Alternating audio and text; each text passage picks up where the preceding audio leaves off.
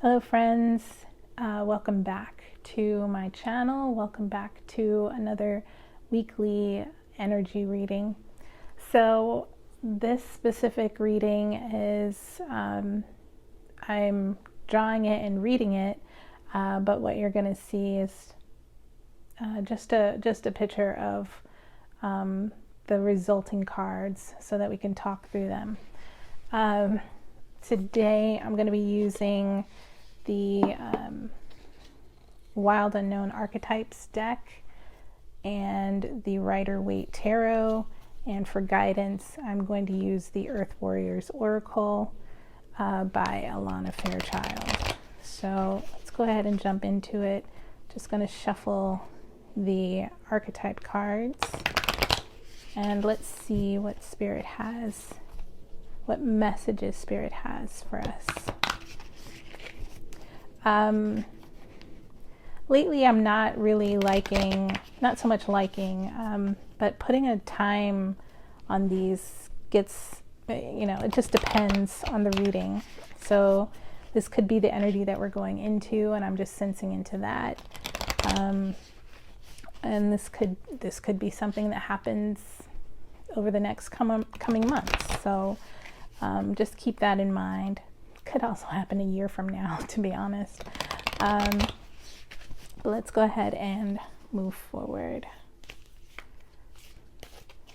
All right, Spirit, do you have any? Ooh, there we go. All right, we've got two cards out. The Thread and the Lover.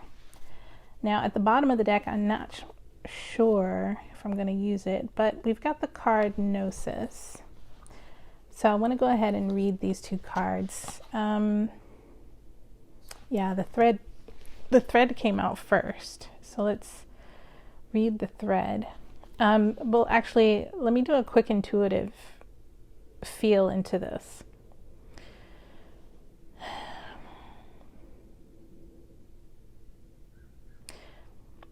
Okay, so I sense there is some sort of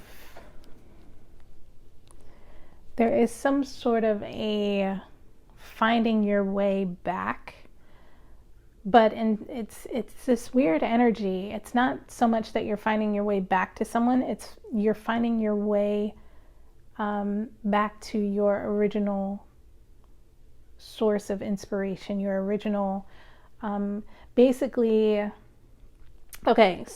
there's this feeling of finding your way back to your original goal when you decided to come to this earth.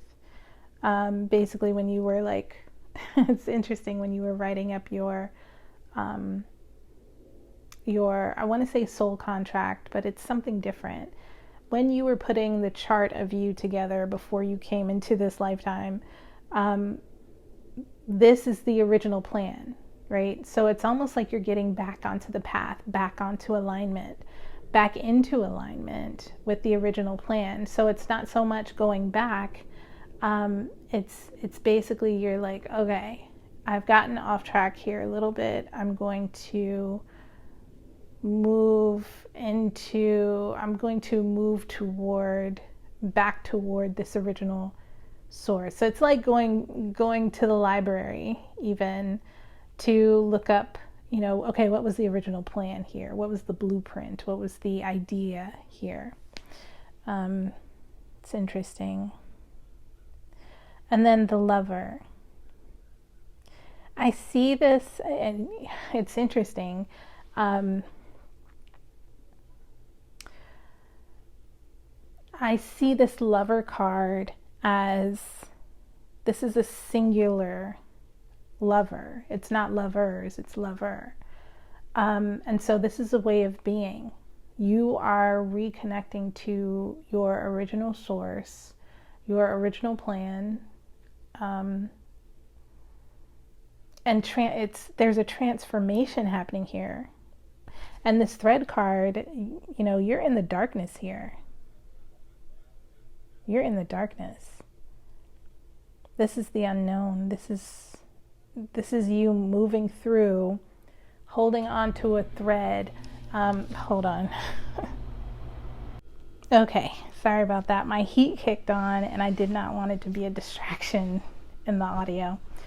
Okay, so yeah, with this thread card, it's the same as like the story of, well, no, I'll give another example, because I wanted to give like an example of Hansel and Gretel and how they like left trails of like candy and food in order to find their way out of the forest. But there's also this thing, it's so interesting, I've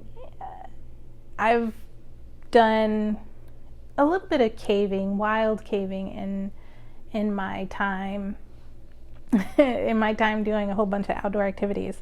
And so there is this idea of when you go into a cave, you're well prepared, but there are also places in some caves that I've been to where, of course, if you're going with a group that knows the system, the cave has been mapped out. It's called wild caving because it's not like commercial caves where you like, the steps have been carved in and there's a whole, group of people that lead you through on a daily basis, hourly basis, or whatever. This is like, you have to have access to like a grotto and like all that other stuff. But anyway, in one of the caves that I went to, someone had, it was very muddy, and there was like it was really like slick slope of just mud that was heading down into a section that we needed to go into, and it was this huge cavern, and there was no way, if you had gotten back up to that certain point where you needed to kind of climb up, that you'd be able to do it without a rope. And so someone had gone before and placed a knotted rope so that you could both lower yourself down, and when you're coming back, you could, you would have an assist to like help you pull yourself up. It wasn't that much of a steep incline, but it was muddy. So, having that assistance was like, oh my gosh, so amazing. But that's what this thread card reminds me of. There's some sort of helping hand here, this thread, to help you and remind you of your original plan, your original source. This could even be leading you out of like a really dark place, but you have assistance. There's like there's evidence that was basically there's evidence and support that was left behind by maybe a past version of you or a future version of you, that was like, I know that I use she in this example, I know that she needs help, and I'm going to leave this help and support for her. I'm going to leave these indicators and synchronicities, and hope that she finds her way back so that she can go forward again. And so again, I go to this Lover card and I see the Lover, and I'm just amazed at how this is just a singular swan. This is about developing and transforming. Because something about the swan, I think about what was the swan before it was a swan. It was a duckling. And then of course you think about the story of the ugly duckling. And these moments, again, and I know I've had, I talked about this before, where, we're talking about being in alignment. And the thing is that you're never out of alignment, right? you're never out of alignment. Sometimes, and that's the thing, you're whatever you experience, there's an idea that there's a specific path for you, right?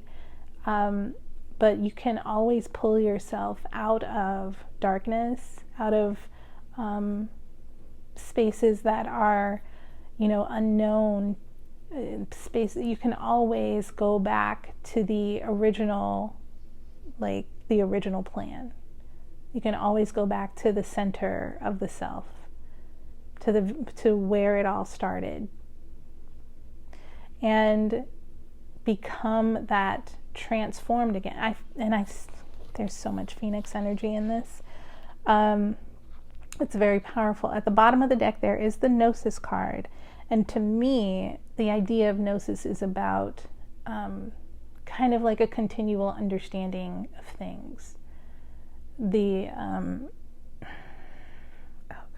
Gnosis is like kind of like how things are combined into one. And look at that, I turned right to the Lover's card, but I'm going to read the thread first. Let's see. LXX.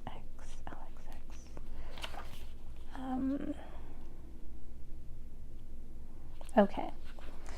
Oh, yes. I love it. The thread, the path, the vein, the circuit. Life is a tangle. So much happens simultaneously and circuitously, leaving us grappling for meaning and direction in a network of distractions. When we connect to the energy of the thread, however, we strike the deepest vein in the body. Our whole being responds to its tug. Meaning is pumped through our bloodstream. Our mind and spirits are lifted. We remember who we are and what we came into this world to do. Though this happens on the most profound level, it could be the simplest incident that activates the thread. A song, an image, a conversation heard in passing. No matter how confusing and multi-layered our modern lives become, if we are connected to the thread, we are free. Being tethered to it is the only anchor our heart requires. When in light, the circuit of meaning within chaos. When in dark, it's binding, frustrating, and taut. To go deeper, look at the sculptures of Eva Hesse. I think I'm pronouncing that okay. Recall a moment in your life when you felt fully alive. The thread is waiting for you amid the details of that memory. Yes. And I do sense that it's finding your way out of finding your way using your own self, your own life as testament and testimony out of this darkness. I had a conversation with a buddy of mine who also is a caver and a climber, but we talked about I wanted to know a little bit about what was it? I wanted to know about the shadows that objects might, like objects in space might fall on. He's a scientist. We're very much into science. I don't know about scientists, but like the shadow objects that pass in front of light, like what kind of light do they reflect, or do they like cast a shadow? So basically, I wanted to know about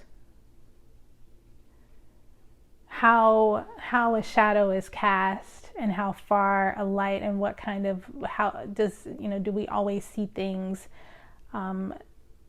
dark things, as bigger than they are because they are passing in front of a light source? Don't I'm sorry, I'm trying to explain it properly, but basically I wanted to know, are we seeing things on Earth that are bigger as shadows, but they're not actually that big, like far off into space? And so the resulting conversation was basically that there's the umbra and the penumbra when we're talking about the sun and the earth and the moon, but with light sources that are further out, it really doesn't have that whole much of an effect, but you know, you can still kind of measure it.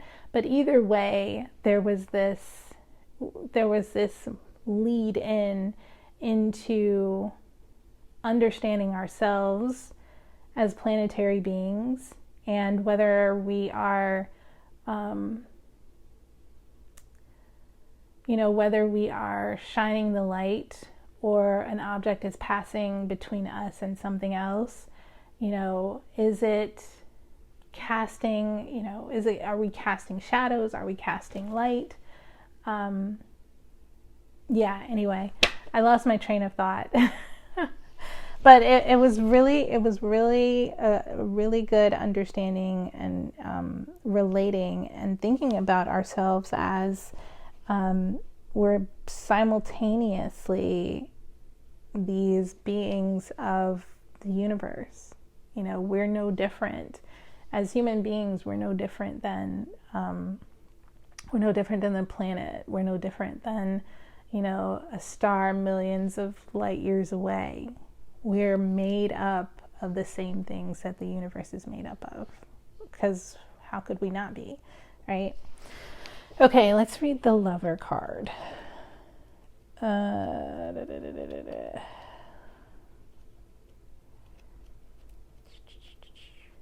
is it? Here we go.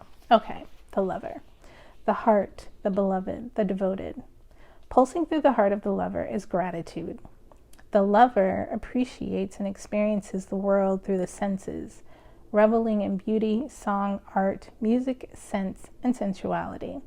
This energy awakens at the tip of our tongue when we taste the sweetness of honey, kiss a lover, or speak gentle words to a child. The Lover lingers in foreplay, aroused not by the getting there, but by the slow merging of self and other. This energy is usually experienced for short periods of time, as in order to feel it, we must be fully present and awake, with no expectations or rules about what should be. Rather, the Lover is in awe of what the world presents, reveling in the glorious details, grateful to savor every last drop of life's offerings. The Lover archetype is present everywhere, not just where conventional forms of pleasure and beauty are found. The Lover's awe is unconditional. When you hold someone's gaze for several moments, you'll feel the Lover within you awaken. It is common to seek the Lover in another. The true gift is finding the Lover in yourself. Yes, and that's what I wanted to make sure that I made you all aware of.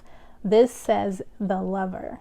This is not the lovers. This is not the communion of two. This is the understanding of the one, the source, right? Transforming and finding your way into the Lover. When this energy is in light, there is connection, expansion, devotion, and awe. When it is dark, there is indulgence, attachment, and obsession. To go deeper, contemplate Aphrodite, Krishna, and Radha. Okay, let's go ahead and read the Gnosis card. LXXV.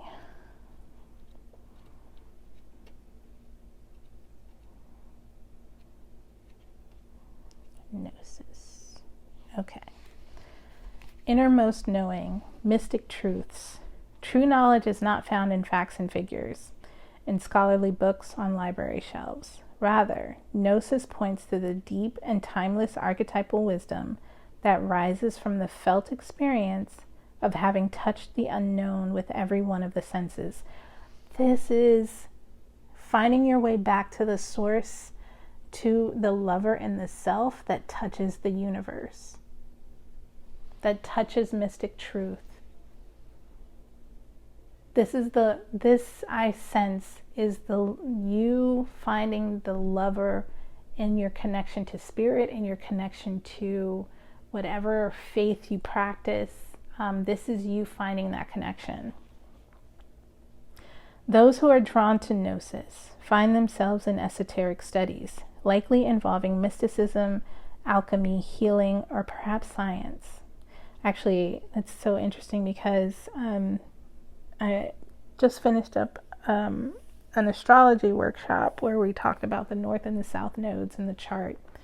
and how it's definitely esoteric astrology, esoteric and evolutionary astrology, but basically, you know, there's this idea that, well, not so much in esoteric astrology, but, you know, we've come to the point, if you've come to the point in your spiritual journey where if you're not able to explore the mystic truths and have this kind of in-depth bodily connection with spirit and transform into being, you know, the lover of the universe, the lover with the universe, or the lover to the universe, lover of the universe, right? Find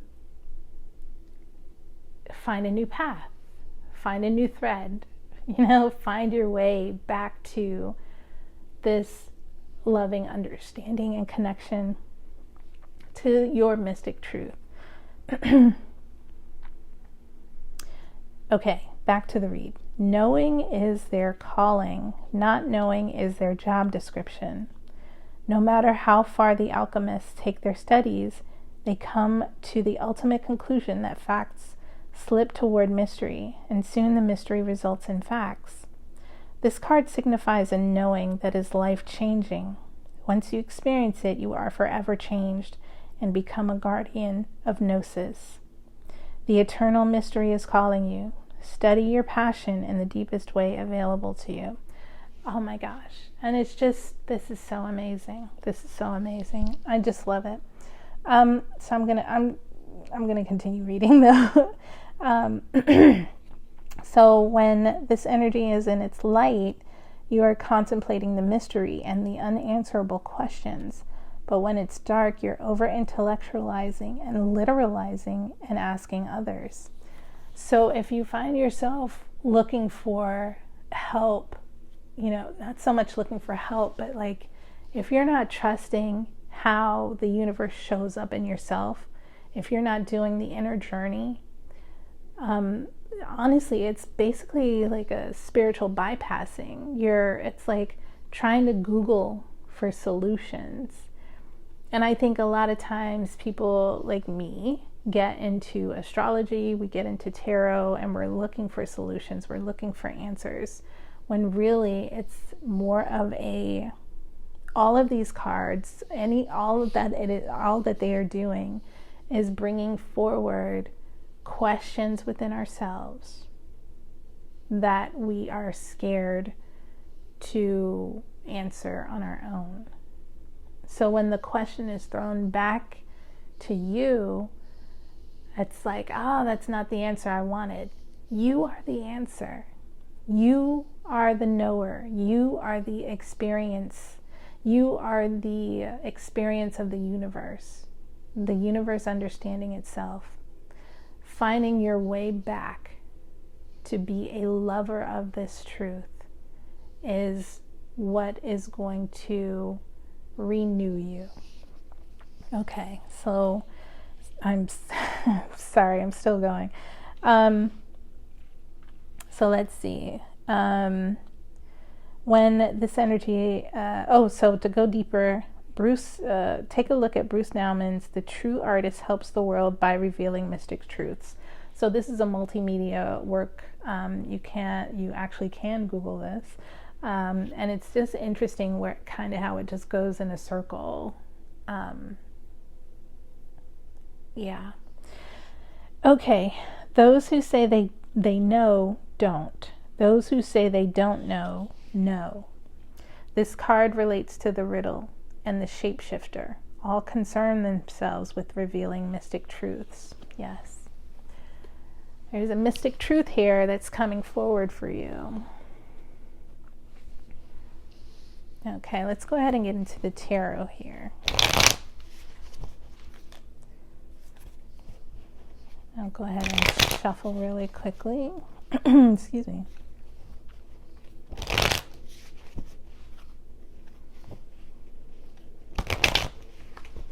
All right. All right, Spirit. Do you have a message for us? Wow. Okay. Yes. My goodness. some of us might be really in this energy of ending something. There's a finality here. There's something where we've either experienced great pain or can no longer show up the way that we're showing up. And then we've got the Ten of Swords. Sorry, I have to remember that I'm on audio. We've got the Ten of Swords that just came out, and then the Four of Swords in reverse. Something coming out of a dream. Oh, wow. The Two of Cups in reverse. It's great heartbreak here. Very big heartbreak. My gosh. Wow. There's a truth here, though. There's a truth about this. Whatever the situation is, this could be very specific for someone. So we've got the Ten of Swords upright. We've got the Four of Swords in the reverse and the Two of Cups in the reverse.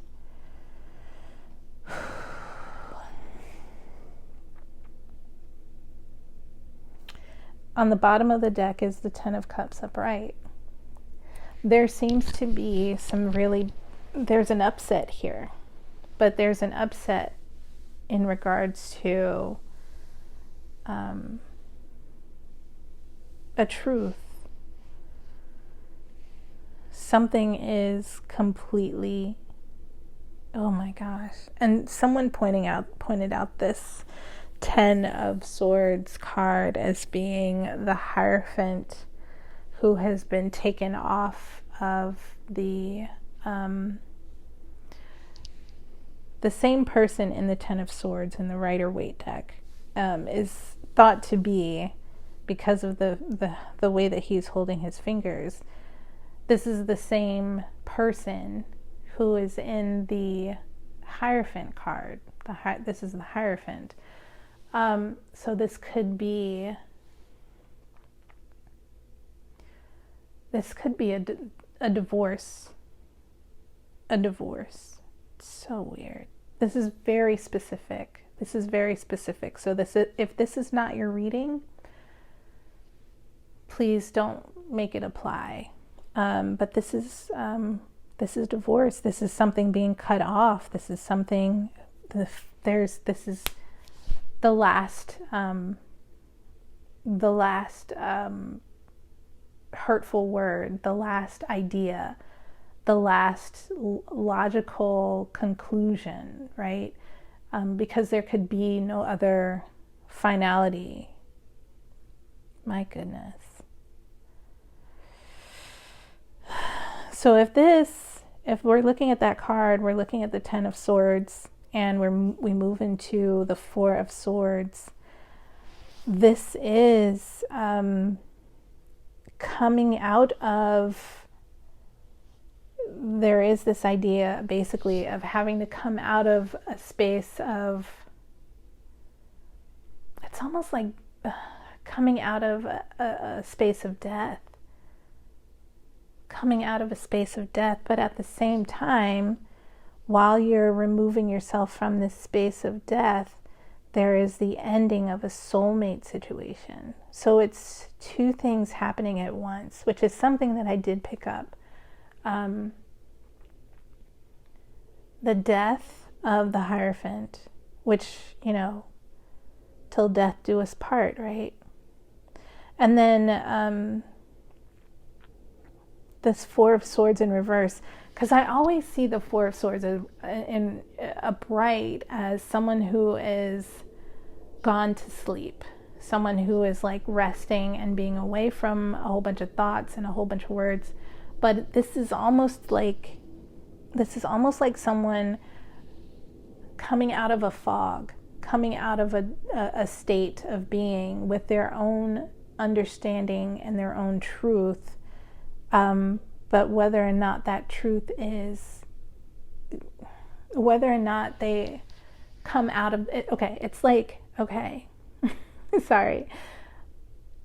This card to me in this particular situation is basically waking up from a dream and not remembering any of the dream, like not remembering any of the story or anything like that. not remembering the lesson, not remembering, what happened, and you're just not remembering the ultimate goal of why, not so much the goal, but like you're not remembering the lesson here. And when you wake up, it's just like you're falling on Three of Swords. Because I'm looking at the Four of Swords in reverse. Even when you wake up, you're just going to fall on Three Swords. So it's like, damned if you do. And for sure, you have no choice but to do. So whoever is waking up out of this fog, you're going to fall on Three Swords here. The Three Swords that were pointed at you. And that is going to disrupt a soulmate situation or something. It's like a false soulmate situation. And ultimately, because the Ten of Cups is at the bottom, there is an idea here that there is a disruption of a family life. There's a disruption of a household. There's a disruption of a dream. Ultimately, it is freedom, though. Really, if you think about it. Because, again, the underlying messages here is the thread, the lover, and gnosis. There is a knowing that for some reason this path had to be followed, right? And this is also a lot of air and water here. There's no fire, there's no action. This is just like mental, logical, and emotional, just done. But it is, again, at the end of the day, it's freedom. It's freedom. But you're being, whoever this is applying to,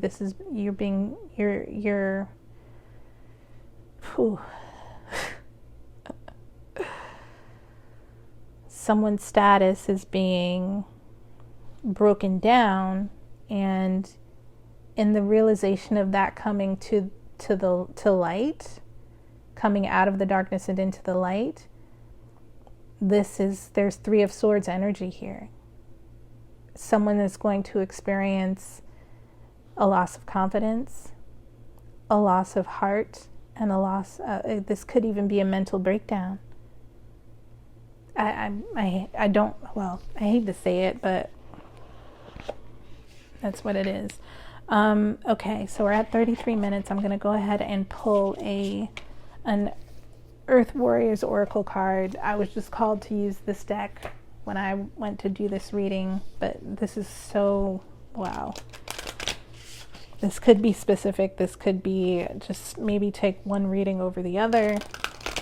Hopefully both are helpful. But I don't 100% like to leave a reading without some guidance, unless I'm specifically like guided to not give guidance.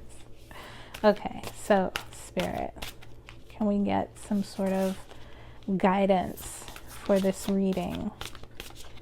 Can we get some guidance for this reading? Okay, great.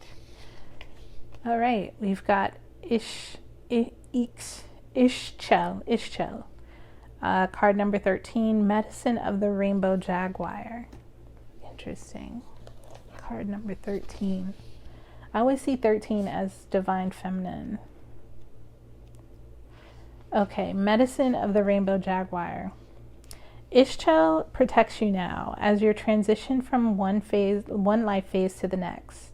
Look at that, one life phase to the next. With her rainbow light, this guardian goddess instructs you on how to use great power with wisdom to nourish only what is worthy.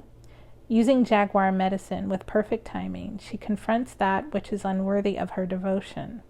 Wow, that which is unworthy of her devotion really shows up in this Ten of Swords card upright.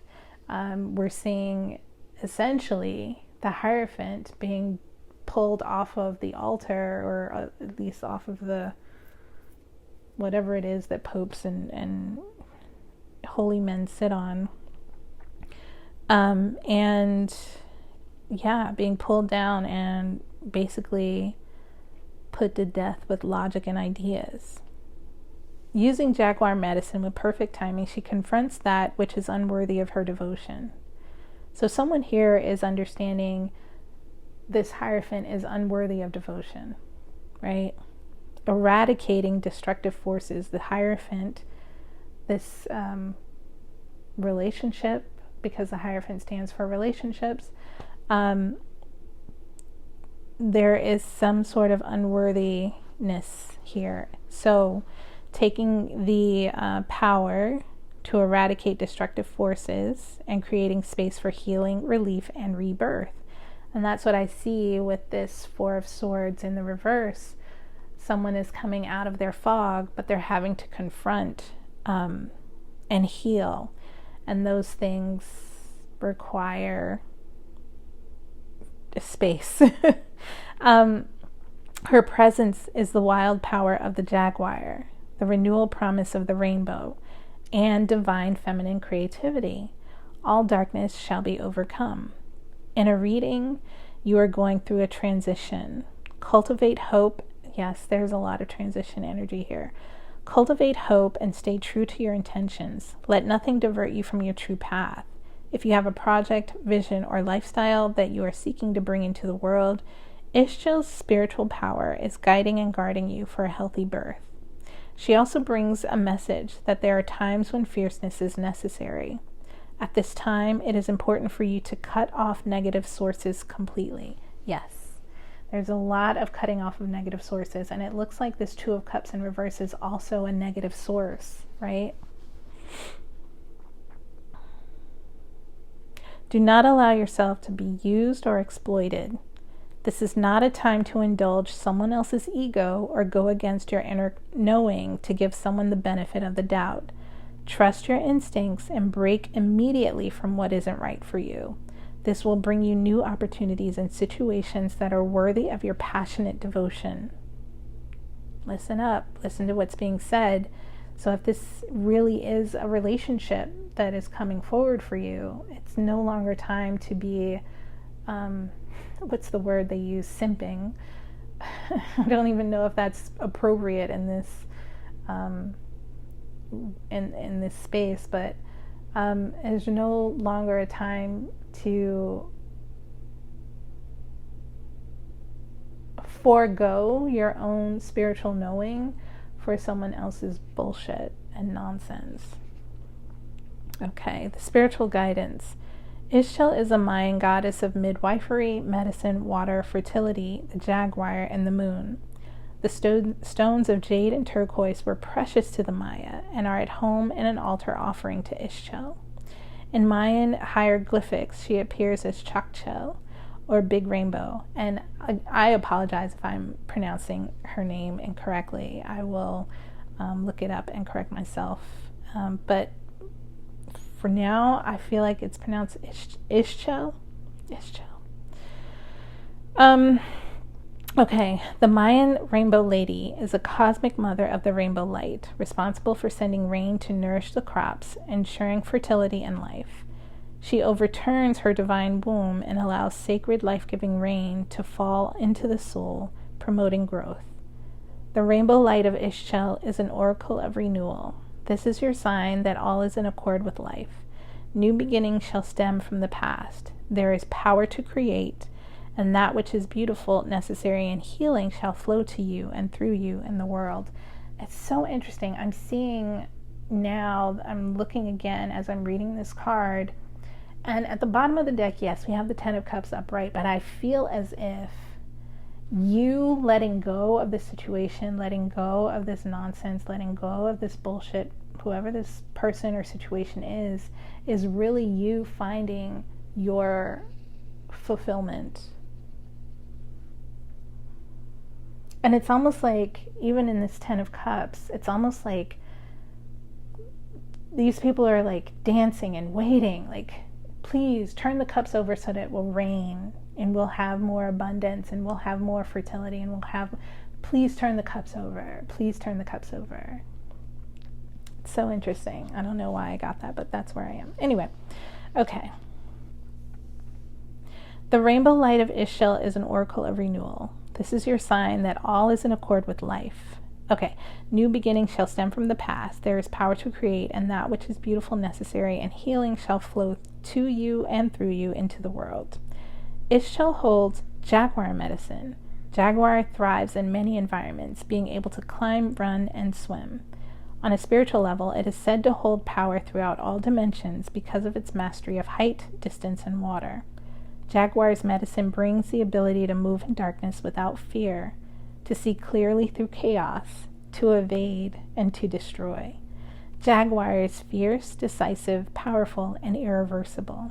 Ixchel brings you this wisdom for your soul journey. A definitive conquering of darkness is at hand, and we do see that darkness in this thread card. Ixchel's teaching include her story of falling passionately in love with a man who did not respect her. Eventually, to get away from him, she shapeshifted into a jaguar, becoming invisible whenever he sought her out. In this way, she evaded him and saved herself and the world which relied upon her bounty and vitality from destruction. Ixchel teaches us of the need to confront what isn't working in our lives, including the influence of negative people, honestly, without fear or compromise. Jaguar is not a halfway medicine. If we allow unworthy influences to take up residence in our minds, our hearts, and our souls, even just a little, they will eventually be our undoing, eroding our happiness, self-esteem, vitality, and ability to fulfill our passionate purpose.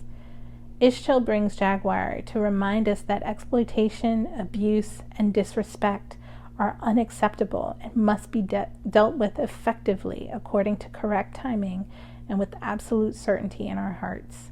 This wisdom is not about harming another, but about cutting off their influence in our souls. Look at that, cutting off influence in our souls. And the Two of Cups is in reverse. You are cutting off someone's influence on your soul. This is a good thing. This is a good thing. This is Jaguar medicine in this reading.